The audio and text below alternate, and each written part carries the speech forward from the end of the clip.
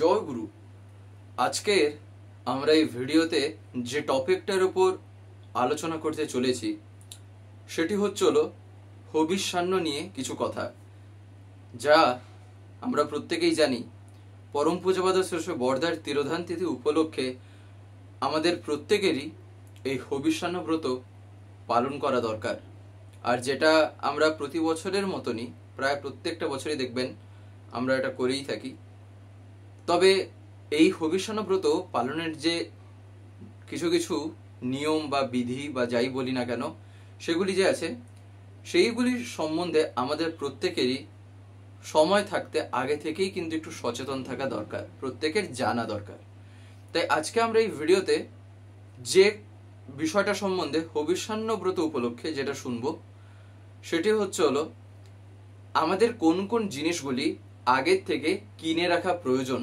তার দোকান থেকে হোক, বাজার থেকে হোক, যেখান থেকে হোক না কেন, যেখানে যে জিনিসটা পাওয়া যায় সেখান থেকে যেন আমি হবিষ্যান্নের আগের দিন যেন অতি অবশ্যই সেই সামগ্রীগুলো কিনে এনে বাড়িতে যেন রাখি। আর তা হলো আজকে রাতের মধ্যে কিংবা কালকে রাতের মধ্যে মিনিমাম চেষ্টা করা দরকার যতটা পারা যায় এগুলি কিনে নেওয়ার জন্য।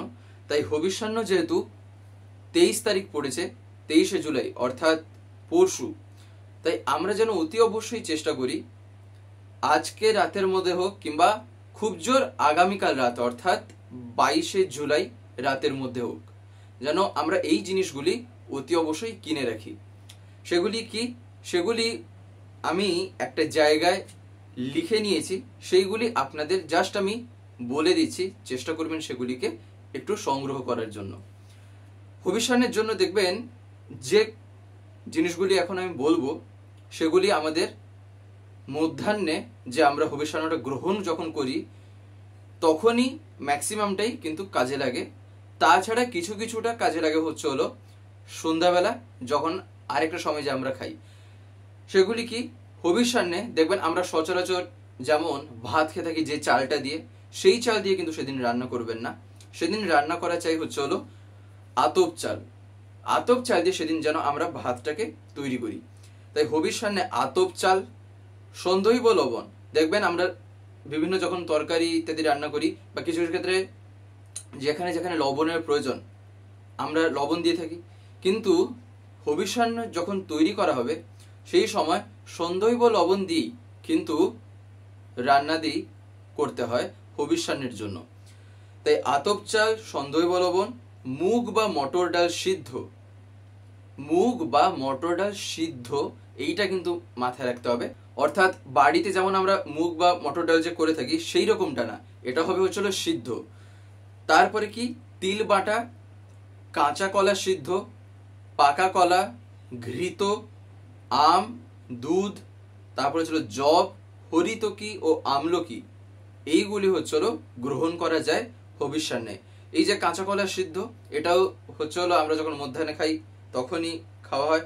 তাছাড়া এই যে পাকা কলা, ঘৃত, আম, দুধ, জব, এই যে আমটাও দেখবেন কিছু কিছু ক্ষেত্রে আমরা হবিষ্যান্নে যেমন খেয়ে থাকি, আর কিছু কিছু ক্ষেত্রে সন্ধ্যাবেলাও যখন আমরা খাই সেই সময়ও দেওয়া হয়ে থাকে। এবারে সেই সময় এই ঘৃত বলতে হচ্ছিল যেটা ঘি। তাই এই পাকা কলা, ঘৃত, আম, দুধ, জব, হরিতকি, আমলকি, এর মধ্যে আবার কি না ম্যাক্সিমামটাই হলো সন্ধ্যাবেলা যখন আমরা খাই তখন এইগুলি কিন্তু বেশিরভাগ ক্ষেত্রে কাজে লাগে। নাহলে আমটা যেমন দুবেলায় দু রকম ভাবে আর কি খাওয়া থাকে। তাই এইগুলির সম্বন্ধে একটু আমাদের আগে থেকে সচেতন থাকা দরকার। আরেকটা যেটা কথা তা হলো আমরা দেখবেন সন্ধ্যাবেলা আরেকটা জিনিসও খেতে পারি। এই যে এইগুলো মাখিয়ে খাওয়া হয়, অর্থাৎ কিছু কিছু ক্ষেত্রে আলাদাভাবেও খাওয়া হয়ে থাকে, অর্থাৎ সেপারেটলি এক একটা জিনিস। আর কিছু কিছু ক্ষেত্রে একসাথে মাখিয়ে এগুলোকে দুধ দিয়ে মাখানো হয়, তারপরে সেটাও খাওয়া হয়। আমি যা দেখেছি তাই আমি আপনাদের সেটা বলার চেষ্টা করলাম। আর খাওয়া দাওয়ার বিষয় সেদিনের জন্য এতটুকুই হলো আপনার নিয়ম আছে। আর জলের ক্ষেত্রে যদি লক্ষ্য করে দেখেন, দেখবেন জলের ক্ষেত্রে বলা হয়েছে যদি সেই রকম প্রয়োজন যদি না পড়ে, তাহলে সেক্ষেত্রে জলটা যতটা পারা যায়, অর্থাৎ দিনে একবার আর কি জলটা হবিষ্যান্নের পর আমাদের কি না। আর এই জল সম্পর্কে অনেকেই জিজ্ঞাসা করেন যে জল খাওয়া নিয়ে বাস্তবে যে নিয়মটা আছে তা কি না, নেহাত যদি সেরকম তৃষ্ণা বোধ হয় তাহলে কিন্তু অপারগ পক্ষে সেক্ষেত্রে কিন্তু জল গ্রহণ সবাই আমরা করতেই পারি। সেক্ষেত্রে খুব বাধ্যবাধকতা তেমন কিছুই নেই। তা এই কারণে কথাটা বলা, দেখবেন বিশেষ করে যারা খুব হয়তো যাদের জল তৃষ্ণা পায়, কিংবা যারা ওষুধ ইত্যাদি খান, মেডিসিন যারা খান, সেক্ষেত্রে জলের প্রয়োজন পড়তেই পারে। এই কারণে এই কথাটা বলা হয়েছে। সেক্ষেত্রে জল খাওয়া যেতেই পারে, তাতে কোনো রকম ভাবে অসুবিধা হয় না। তার কারণ শ্রী ঠাকুর প্রত্যেকটা যে কথাগুলি বলেছেন, দেখবেন সবকিছু হচ্ছিল কিন্তু জীবনকে কেন্দ্র করে। তাই তিনি এমন কোনো বিধি বা বিধান বা এমন কিছু তিনি বলেননি, কিংবা এর আগেও তিনি যখনই যে রূপে এসছেন এমন কিছু তিনি বলেননি যেগুলি আমার স্বাস্থ্যের জন্য ঠিক না, বা তা আমার সত্তার ক্ষেত্রে তা জীবন বৃদ্ধিপ্রদ না, এমন কোনো কথাই কিন্তু তার বলা নেই। এমনকি তিনি এর আগেও যত রূপে এসছেন সেখানেও দেখবেন এমন ভাবেই তিনি যে কথাগুলি বলেছেন সেইগুলি। না হলে আবার এমন কিছু কথা আছে, এমন কিছু ব্যাপার আছে যেগুলো হয়তো শুনে আসছি, দেখে আসছি, আর যেগুলির হয়তো আমি কোনো রকম ভাবেই সেটা ক্ল্যারিফিকেশন করতে পারলাম না, সেটা জাস্টিফিকেশন আমি করতে পারলাম না, জানতেই পারলাম না যে আদৌ এটা তিনি বলেছেন কিনা।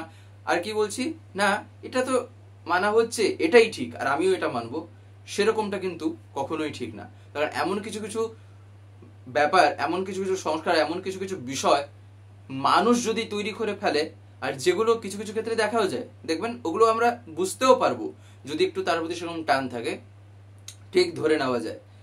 এমন কিছু বিষয় থাকে যেগুলি শুনলেই বা যেগুলি দেখলেই মনে হবে এইটা আদৌ তার বলা হতে পারে। এবারে যদি মনে হয় সেইরকম একটা কোনো বিষয় আসছে, তাহলে সেই মুহূর্তে সেটা দেখে নেওয়া ভালো। স্পেসিফিক যেখান থেকে দেখলে সেটা আমি সঠিক তথ্য পেতে পারি, কিংবা কারোর কাছ থেকে আমি জানলে যে আমি জানি হ্যাঁ ইনি যেটা জানেন সঠিকভাবে উনি ওটাই বলেন। তাছাড়া যদি ইনি জানেন না, অন্ততপক্ষে বুজরুকির কোনো কথা বলেন না, তিনি সেক্ষেত্রে বলে দেবেন এটা আমার তেমন ভাবে জানা নেই, যদি আপনি আলাদা কোথাও একটু জানতে পারেন পারলে আমাকেও একটু এটা জানাবেন। বাস্তবে যারা সৎ পথে চলতে চায় না, আর যারা ঠিকভাবে ঠাকুরকে মাথায় নিয়ে চলে, তাদের চালচলন কথাবার্তায় দেখবেন কতটা যে সুস্পষ্ট হয় আর কতটাই যে যুক্তিযুক্ত হয়, যদি চলাটা চলার মতন হয়। যাই হোক, বিষয়টা যেটা ছিল আশা করি আপনারা বুঝতে পারলেন।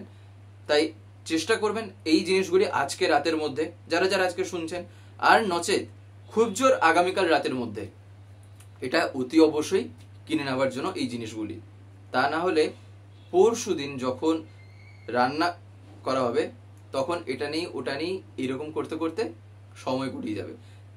আর আরেকটি যেটা কথা, আগামীকাল আরেকটা আলোচনা আসতে চলেছে, যেখানে হবিষ্যান্নটা কখন গ্রহণ করা লাগবে, কখন গ্রহণ করাটা ঠিক, সেই সময়টা যে রেঞ্জটা, মধ্যাহ্ন বলতে বর্তমানে আমরা কখন করব অ্যাকর্ডিং টু দিস মান্থ, এই মাসের অনুযায়ী কখন আমাদের করা চাই, সেটা এখনো আমি সেরকম ভাবে বের করিনি, যার ফলে এটা এই আলোচনার মধ্যে বলতে পারলাম না। সেটা আমি বের করে ঠিক তার পরবর্তী একটা দুটো আলোচনার মধ্যেই আমি সেটা বলার চেষ্টা করব। আরো কিছু টাইমিং আছে যে রেঞ্জগুলিও জানতে হয়, তো এইরকম দু তিনটে আর কয়েকটা হয়তো আলোচনা আসবে, তাতে আপনারা প্রত্যেকেই সেগুলি জানতে পেরে যাবেন। তার জন্য আপনারা চ্যানেলটিকে যদি সাবস্ক্রাইব করে না থাকেন, যদি সেগুলি জানতে চান, তো যদি সাবস্ক্রাইব করে না থাকেন তাহলে অতি অবশ্যই চ্যানেলটিকে সাবস্ক্রাইব করে রেখে নিতে পারেন।